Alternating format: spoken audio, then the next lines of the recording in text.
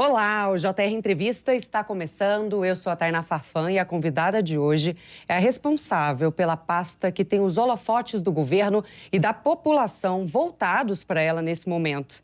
Eu converso agora com a ministra da Saúde, Nízia Trindade. Ministra, seja muito bem-vinda ao JR. Muito obrigada, Tainá. É um grande prazer estar com você e participando do JR.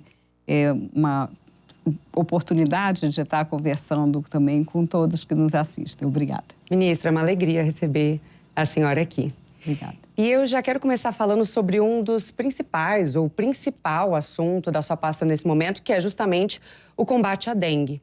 Há um recorde de casos da doença no Brasil, os hospitais estão lotados. Já são mais de 3 milhões de notificações só neste ano, números jamais vistos na história. A senhora anunciou há pouco a ampliação do público-alvo da vacinação contra a dengue na rede pública diante da possibilidade de vencimento desses imunizantes. Conta pra gente quem pode se vacinar agora e, de uma forma geral, a procura está baixa? O Ministério avalia ampliar ainda mais essa faixa etária para vacinação?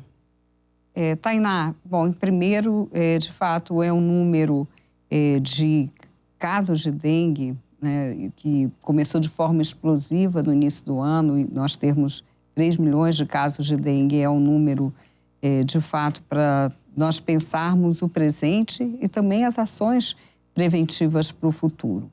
Em relação às medidas de proteção, é importante dizer que as principais são as que nós temos noticiado: o controle do foco de mosquitos, 10 minutos contra a dengue e também um cuidado muito grande aos sinais de alerta. Aí da unidade de saúde, né, aqui você, falo isso com a cidadã, com o cidadão, com todas as pessoas do Brasil que nesse momento se preocupam com a questão da dengue, não se automediquem, isso é muito importante, né, e porque a dengue é uma doença que há 40 anos está presente de forma diferente, agora cada vez mais se estendendo pelo sul do Brasil. O Uruguai, outro dia, a ministra da Saúde teve uma longa conversa comigo, preocupada com os casos de dengue lá. Tem a ver com mudanças climáticas, com tudo que temos discutido. E é muito importante que nós, então, neste momento, continuemos o trabalho de controle de focos e também de proteção a vidas, porque a dengue é uma doença que é preciso hidratar, isso já é conhecido. Então, isso é a primeira mensagem que eu considero importante passar. Em relação à vacinação, a medida que foi anunciada, ela diz respeito àquelas vacinas que vencem até dia 30 de abril. Então, neste caso, para essas vacinas, nos municípios que têm estoque de vacinas, de doses, por essa razão, o que nós estamos recomendando, a partir do nosso comitê do programa de imunizações, é uma expansão que faça-se a faixa de 6 a 16 anos e, nos casos em que haja um excesso ainda de doses de vacinas, isso vai variar muito de município para município, que se estenda até o limite de 59 anos, que é o aprovado pela Anvisa. Então, as pessoas estão tendo a oportunidade, nesse momento, de se vacinarem, né? E a vacinação também está ali no leque da prevenção, né? Volto a falar, Tainá, sim, naqueles municípios que foram selecionados a partir do trabalho conjunto do Ministério da Saúde com as secretarias de Estado de Saúde e municipais de saúde. Né? Então, essa lista já foi divulgada, nós vamos reforçar, e a cada município caberá organizar, então, a vacinação. Ministra, até porque a gente sabe que, apesar da baixa procura, não há imunizantes suficientes para todo mundo. A senhora já consegue trazer para a gente algum novo acordo firmado com o laboratório para ampliar o número de vacinas? E o que o governo pode fazer além? E quais as outras políticas de combate a essa doença? Então, para esse momento da emergência, as ações são as que eu falei e que são as adotadas há 40 anos nos casos de epidemia de dengue. Mas é muito importante pensarmos no futuro. Em relação às vacinas, elas são um instrumento muito importante. Essa vacina foi registrada o ano passado e todo o trabalho do Ministério da Saúde foi de alcançar o maior número possível de doses. Nenhum país do mundo está fazendo uma vacinação ampla para dengue e são 81 países com alertas ou surtos de dengue, que nunca acontecem por igual, pela característica da doença e da sua transmissão. Então, a vacina, ela é fundamental, mas neste momento eu reforço tudo que eu falei no início.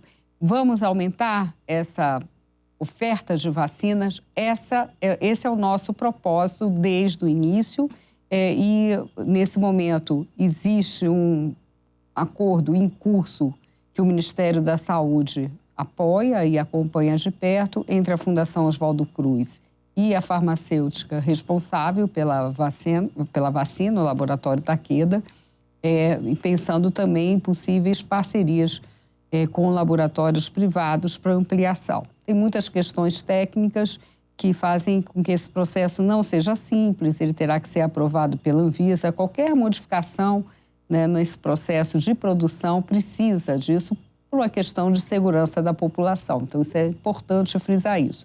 Ao mesmo tempo, nós estamos aguardando com grande expectativa a vacina que vem sendo desenvolvida há alguns anos pelo Instituto Butantan e que se encontra numa fase muito avançada, já perto de ser submetido para aprovação pela Anvisa, que é a nossa agência que faz o registro. Aí, depois disso, aí o Ministério da Saúde faz essa incorporação e faz o planejamento para que nós tenhamos mais pessoas protegidas.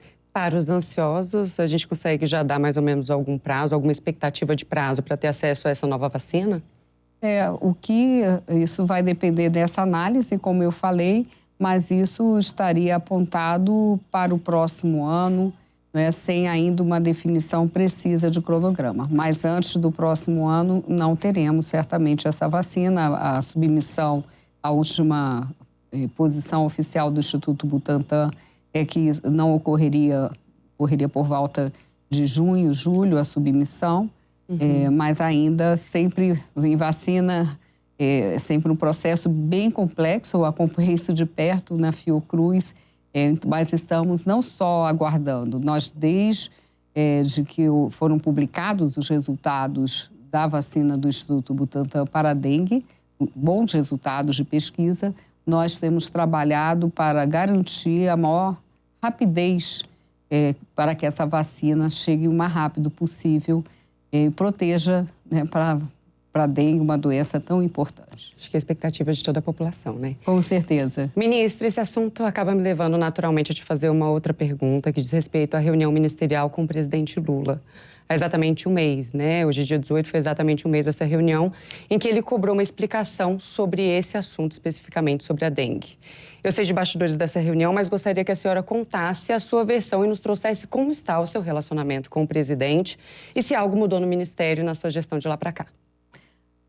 Tainá, assim, primeiro a minha relação com o presidente Lula é excelente, é uma relação de muito respeito, de muita confiança, da minha parte de uma grande admiração pelo líder político que ele é e que nos trouxe de volta a democracia, a proposta de uma sociedade com menos desigualdade, com muitas ações já implementadas e na saúde muitas, não é? Que nós, o ano passado, cumprimos todo o programa que estava previsto e concluímos esse ano com um programa de mais acesso a especialistas, o SUS digital e também o fortalecimento da saúde da família, que é básico para o cuidado à saúde da nossa população. Então, é a melhor relação possível.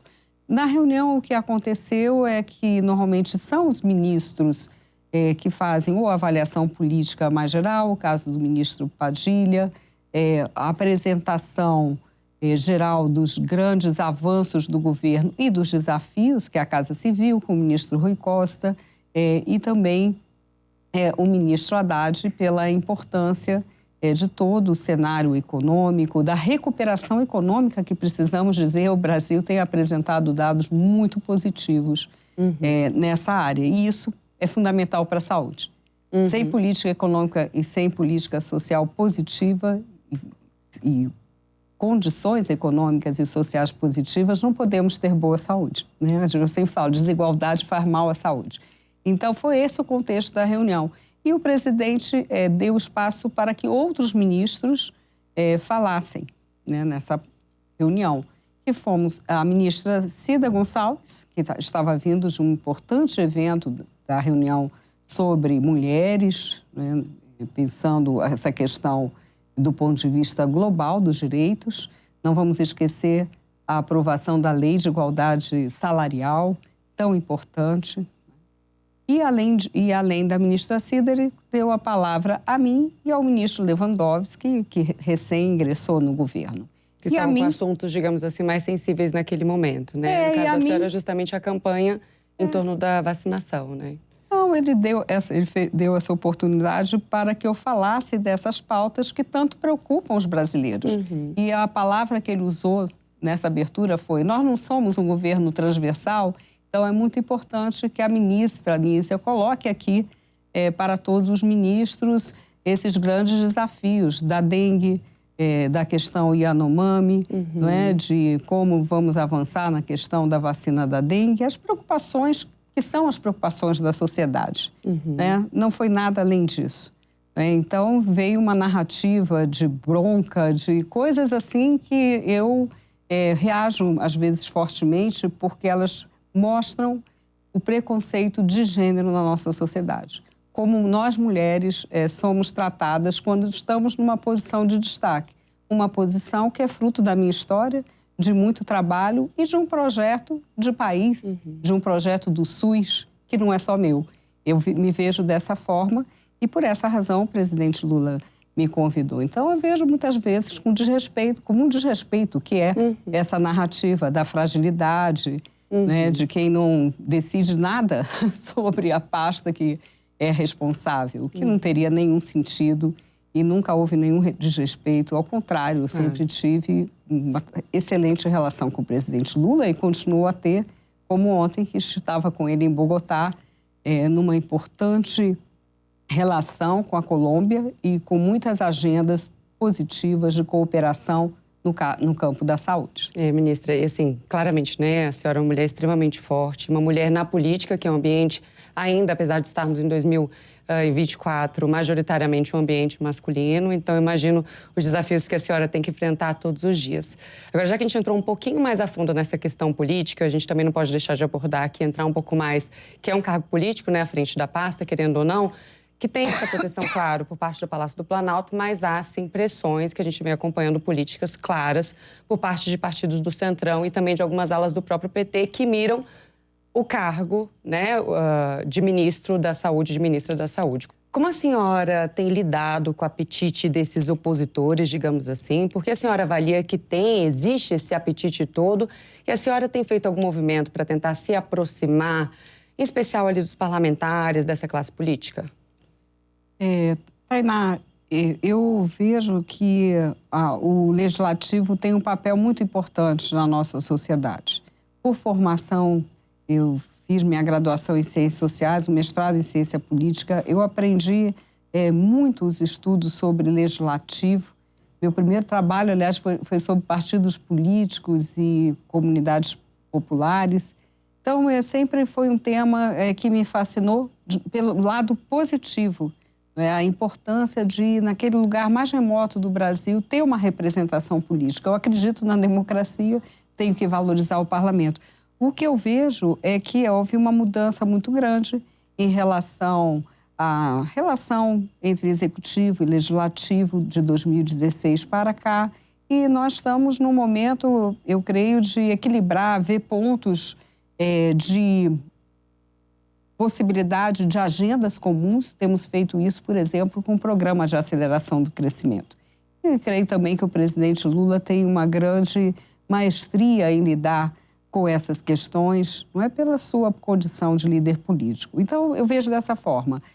Eu vejo também que desde o ano passado, quando eu assumi, o tempo todo recebi parlamentares, bancadas, e isso faz parte do dia a dia do Ministério da Saúde, como tem que ser. O que eu tenho procurado fazer é aperfeiçoar a discussão das agendas. Então, dei esse exemplo do Programa de Aceleração do Crescimento, com sugestões de áreas em que possam haver emendas que contribuam para unidades básicas de saúde. 1.800 foram selecionadas para que tenhamos ainda mais né, dando, então, mais condições de funcionamento para a saúde da família. Maternidades e casas de parto é uma grande preocupação que eu tenho com o cuidado integral à gestante. Agora, em maio, estaremos lançando muitas ações no governo federal com esse enfoque.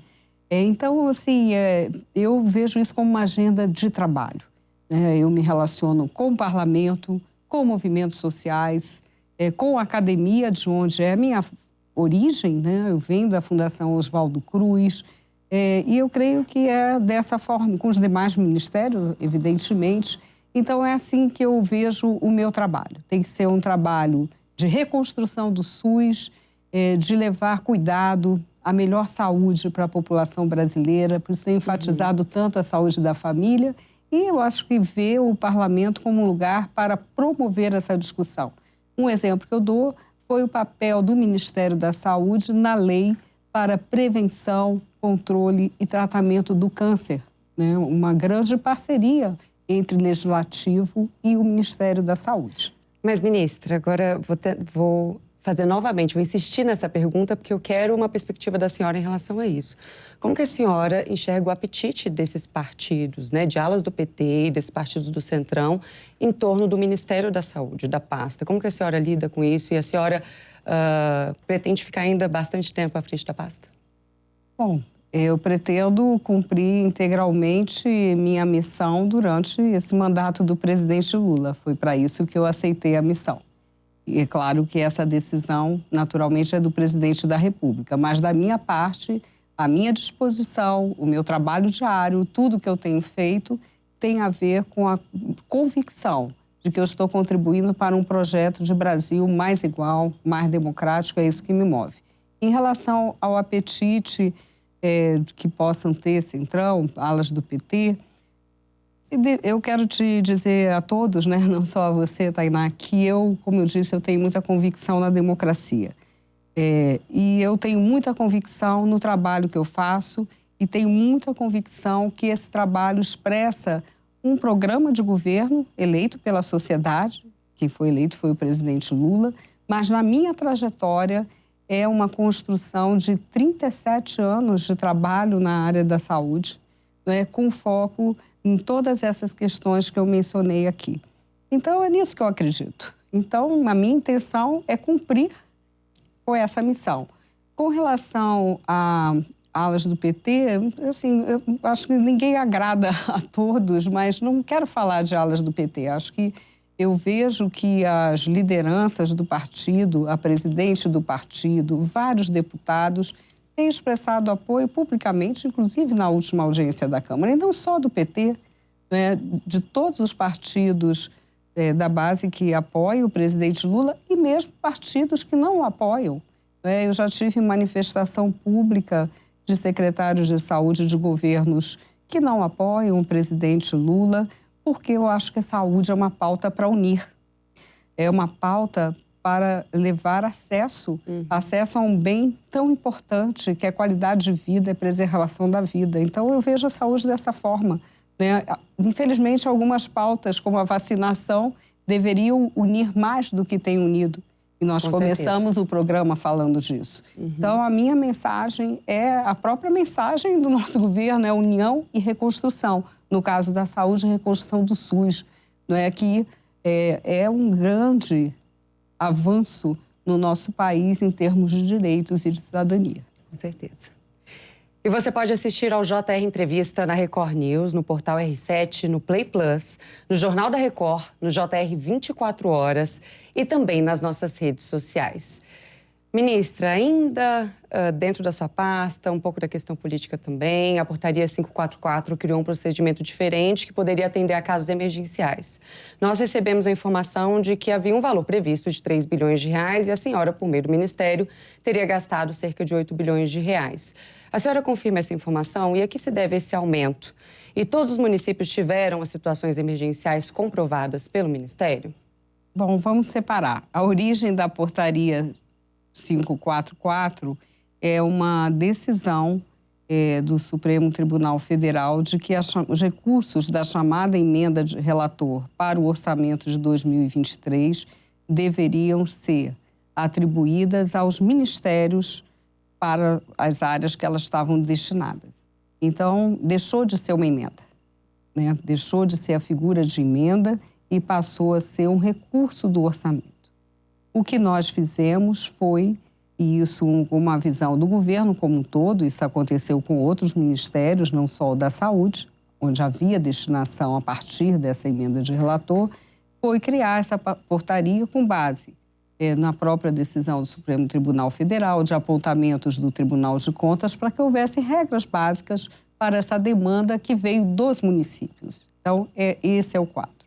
E esses recursos, eles tinham alguns critérios para essa aplicação. Um deles é que se observasse, isso não era obrigatório, mas era um ponto na avaliação, o teto para média e alta complexidade, que são os atendimentos ambulatoriais, hospitalares, para atenção primária em saúde, né, mas não como um condicionante absoluto, um critério. Uhum. Até porque eram recursos emergenciais. Uhum. E também, isso, regra geral, que houvesse uma aprovação na comissão intergestora dos estados. O que significa isso, né, para a população entender? Significa o seguinte: todas as decisões em nível mais amplo do Ministério da Saúde são tomadas em reuniões tripartites. Ministério da Saúde, Conselho Nacional de Secretários Estaduais de Saúde, Conselho Nacional de Secretários Municipais de Saúde. No nível do Estado, é a Secretaria de Estado de Saúde e os respectivos secretários municipais. Então, isso dá uma garantia de uma maior equidade, uma visão republicana. Então, essas foram as diretrizes, né? Então, foi dessa maneira que a gente fez. Em relação aos recursos, foram 3 bilhões e, ao final do ano, vieram recursos complementares a partir da lei que justamente queria que não houvesse orçamento menor para os municípios brasileiros. Então, esses recursos foram, uma parte deles, alocados à saúde. Então, a senhora atribui, era 3 bilhões e realmente teve um recurso ao complementar final do que ano chegou a esse montante. Exatamente. Além disso, o Ministério da Saúde tem, pela Lei Orçamentária da União, a sua destinação orçamentária exatamente para custear o Sistema Único de Saúde. E o grande problema que nós tivemos, Tainá, isso que é importante se diga, que municípios, estados que há 4 anos não recebiam aportes do governo federal.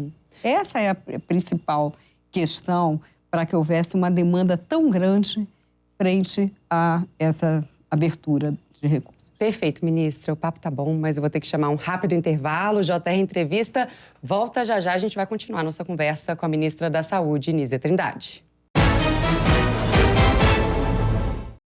Estamos de volta com o JR Entrevista e aqui com a gente está a ministra da Saúde, Nízia Trindade.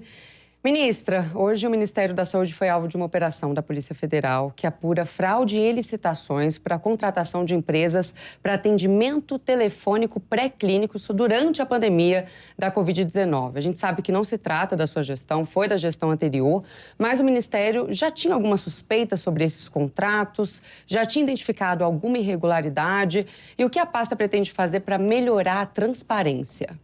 É bom frisar, como você disse, nada tem a ver com a nossa gestão e o ponto mais importante é como aumentar a transparência, os controles e temos, nessa perspectiva, reforçado a auditoria do SUS, com não só quadros de pessoal, mas com toda uma valorização e também, naturalmente, nos colocando à disposição de prestar quaisquer esclarecimentos a partir dos dados que temos no Ministério da Saúde. Então, a nossa perspectiva é de contribuir para qualquer investigação, seja em relação à gestão passada, seja qualquer dúvida em relação à nossa gestão. Transparência, zelo com o recurso público é o que guia a nossa gestão.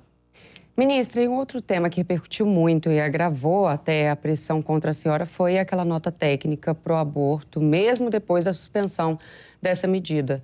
O documento permite a interrupção da gravidez a qualquer momento em caso de estupro.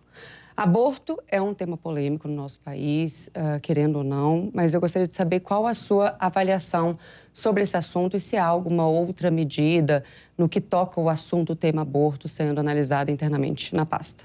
Bom, a nota ainda não havia sido validada, era uma discussão no âmbito de 2 secretarias técnicas, mas elas passam sempre por avaliação jurídica e pela minha validação também.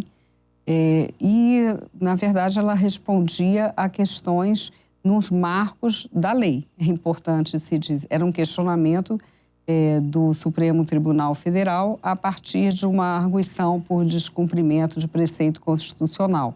E por quê? Porque nos casos em que há permissão pela lei para interrupção da gravidez, a responsabilidade pelo acolhimento se dá também no Sistema Único de Saúde. Então, é esse o marco, não havia nenhuma norma de permitir, de regular tempo, porque isso não é atribuição do Ministério da Saúde, isso tem que estar previsto na legislação. Uhum. Ministra, para encerrar, eu gostaria que a senhora fizesse uma avaliação da sua gestão até agora, trazendo os seus projetos futuros à frente da pasta e também um balanço resumido da saúde no Brasil. Bom, a gestão desde do ano passado, ela se voltou para a reconstrução de programas fundamentais para a saúde do brasileiro e fizemos isso com muito sucesso, dando o exemplo do programa Mais Médicos, que voltou com predomínio de médicos brasileiros e hoje temos já 25 mil médicos em território, 12 mil ingressaram ano passado e temos agora, recentemente, mais 1.600 após um curso de formação que fizemos. Então, hoje, 60% dos médicos naqueles territórios mais distantes dos grandes centros, mais vulneráveis, contam com esse apoio tão importante do governo federal e reforçam as equipes de saúde da família. Além disso, nós recuperamos a farmácia popular, um dos programas de maior popularidade, vamos dizer assim, né, que a população gosta e espera esse programa. Também reconstruímos a estratégia do Complexo Econômico Industrial da Saúde. O que significa isso? Trocando em miúdos, significa a busca de termos autonomia na produção de vacinas, de medicamentos, de diagnósticos, e a própria pandemia mostrou, né, como isso é um ponto muito frágil para o nosso país, em um país que tem ciência, que tem tecnologia e que tem o SUS. Então, eu também reforço, entre outros exemplos, poderia dar muitos outros, em termos gerais, foi uma política para a reconstrução do SUS, que foi tão fragilizado no governo passado, e para fortalecer a coordenação do Ministério da Saúde, porque é o maior sistema universal num país de mais de 200 milhões de habitantes. O Ministério da Saúde tem um papel muito importante, que é coordenar esse sistema. Excelente. A saúde se dá no município, ali na ponta, mas quem coordena é o Ministério da Saúde. E sem coordenação, nós perdemos capacidade de dar melhor saúde, melhor condição de vida para a nossa população. Com certeza. O JR Entrevista vai ficando por aqui. Lembrando que você pode assistir ao programa na Record News, no Portal R7, no Play Plus, no Jornal da Record, no JR 24 horas, à 00:30 e também nas nossas redes sociais. Ministra da Saúde, Nízia Trindade, que prazer enorme te receber aqui no JR. Prazer, muito obrigada pela presença. Muito obrigada, Tainá. E é sempre bom poder falar sobre o nosso trabalho, esclarecer, porque a saúde é uma grande preocupação para a maioria da nossa população. A gente espera aqui no futuro. Obrigado, claro, a você também pela companhia. Até uma próxima. Tchau, tchau.